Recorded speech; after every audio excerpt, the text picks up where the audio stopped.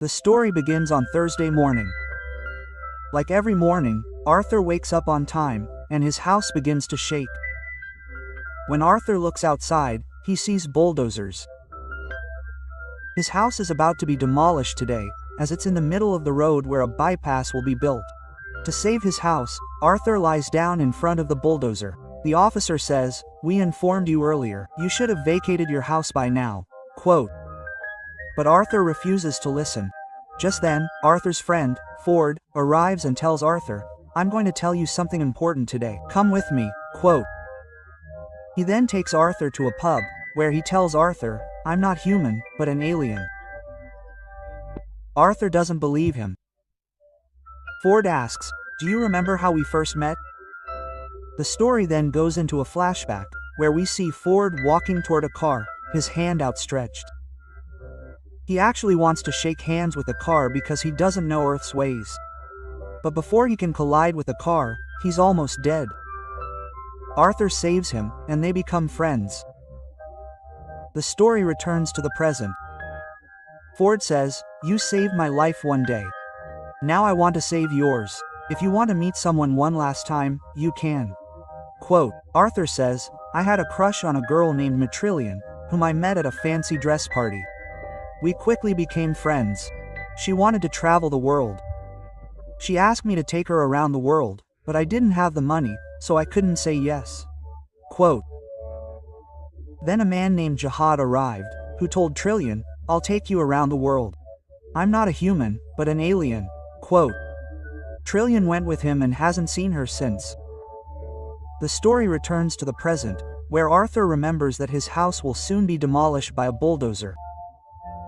So he runs towards his house and sees that his house has already collapsed.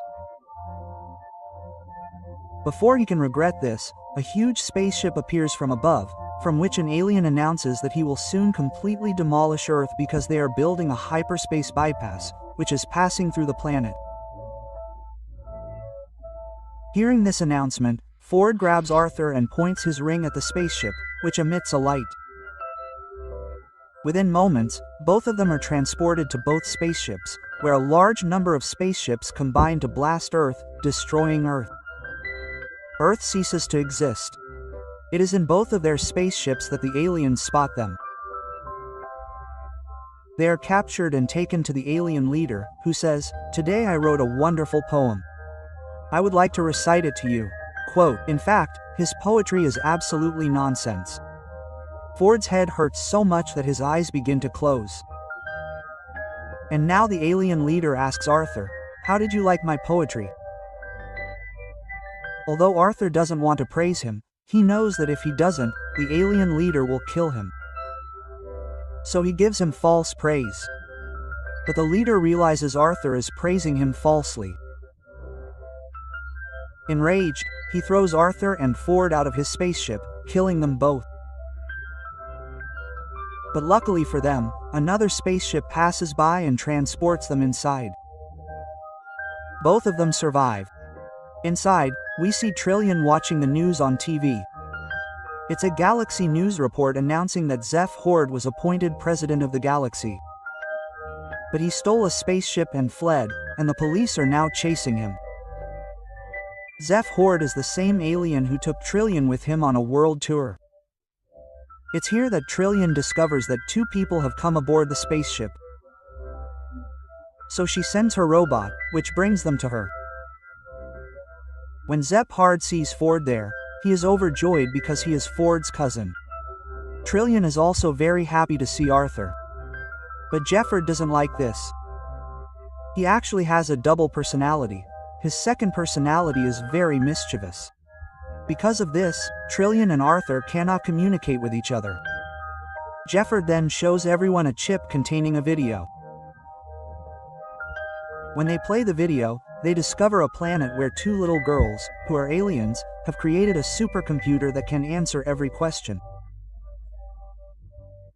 And now the aliens ask the computer why the universe was created. What is the meaning of our lives? The supercomputer, named B-Thought, tells the aliens to come back in 7 years to find the answer. When the aliens return to the supercomputer after 7 years, Everyone is excited, believing they will finally get the answer. But the supercomputer tells them the question is wrong.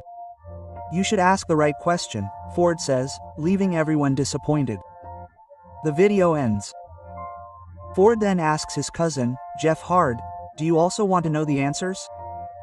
He replies, yes, if I have the answers, everyone will consider me supreme.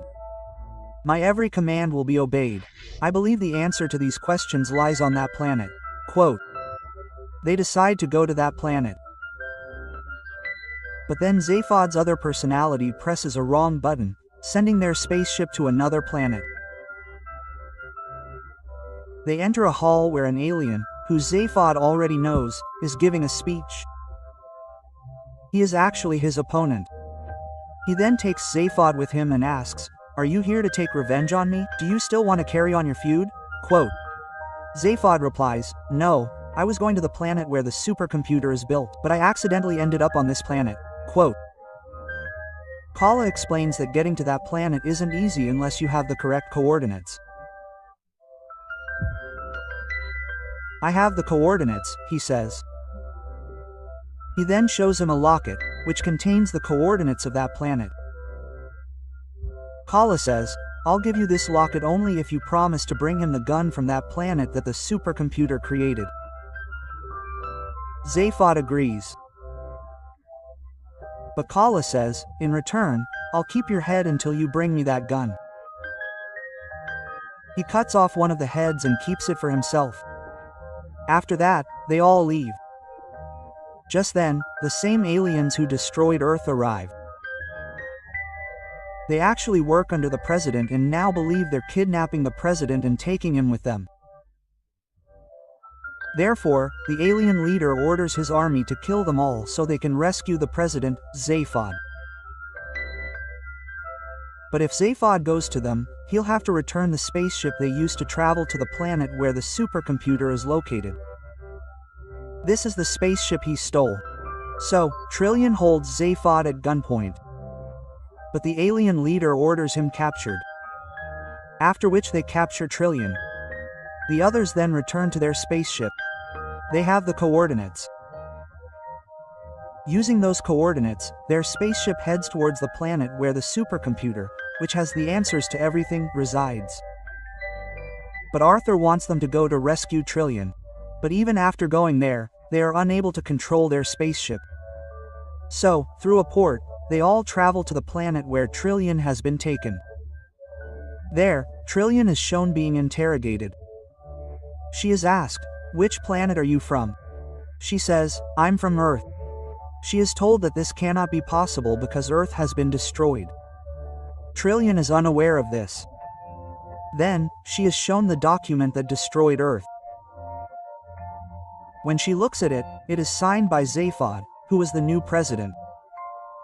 In fact, Zaphod had signed it by mistake. He thought the officer who had come to get him to sign the document that would destroy Earth was a fan of Earth's and wanted his autograph. That's why he signed the autograph without reading it, destroying Earth. Arthurford and Zaphod then go to the judge and tell him that Trillian never kidnapped the president. The president himself is with them, and Zaphod also testifies. After which, Trillian is released. They all return to their spaceships from the port and soon reach the planet where the supercomputer is located. However, they are forbidden from entering the planet. Nevertheless, they all enter the planet, where they reach a place with 4 portals. One of these portals leads to the supercomputer. They activate a portal, and one by one, they enter it. But just as Arthur is about to enter, the portal closes. He's left outside with a robot. It's extremely cold. Then a man named Creator arrives and takes Arthur with him. This is his office, where he tells Arthur that his company creates planets. Arthur is completely shocked by this. He doesn't believe Creator's words. So Creator takes him to his factory, which is huge, where work is underway to create different kinds of planets. After seeing this, Arthur realizes that what Creator is saying is true. Then Creator takes him to a blue planet and tells him that this is Earth 2. We've put all the backup of Earth 1 into it, he says. That means everything that was on Earth 1, humans, homes, everything, will be restored to Planet 2. But it will take some time for this to be complete. Quote, the Creator takes him inside the planet, where many aliens are working to build Earth. He explains that all the aliens on Earth 1 lived in the form of rats, and humans are computer elements created by them. You are one of them. Meanwhile, we see Zaphod, Ford, and Tillian approach the supercomputer. Zaphod asks for answers to his questions. But the Deep Thought supercomputer says, I don't have the answers to these questions. A computer bigger than me was being built on Earth to answer them. But before it could be completed, Earth was destroyed, which also destroyed the Omega supercomputer. Quote, Zaphod becomes deeply disappointed.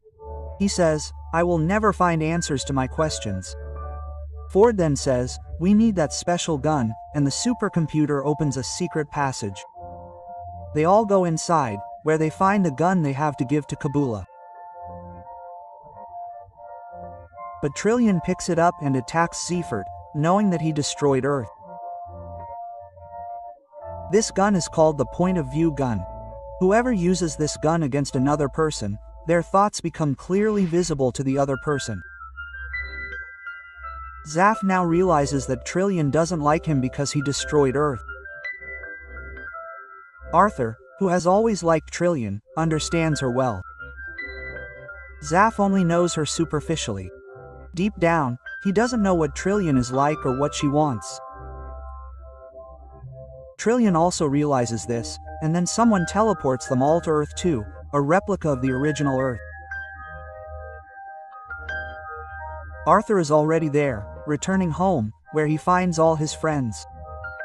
That means Ford, Zaphod, and Trillian as well. He's overjoyed to see them, and all three quickly fall into a deep sleep. Two white mice then appear. As the Creator had explained, the white mice are aliens who created humans. They ask, what's the right question to ask the supercomputer? It's inside your brain. We need your brain, quote. They then grab Arthur and move to extract his brain. But Arthur frees his hands and crushes them both with a teapot. We then see the figures of two girls. They are the same two girls who created the first supercomputer, and now they've disappeared, leaving no trace of them. His three friends regain consciousness. Outside, it's revealed that all the aliens who destroyed Earth have returned. They want their spaceship back, which Zaphod stole. Zephyrd emerges with his companions and returns the spaceship. After which, the aliens leave. Arthur and Trillian are now reunited. Trillian has also realized that she loves Arthur. Furthermore, the work on Earth 2, the planet where Earth currently resides, has been completed, and numerous plants, animals, and creatures are being transported back to restore Earth to its former state. This concludes the film and story. We hope you enjoyed this story.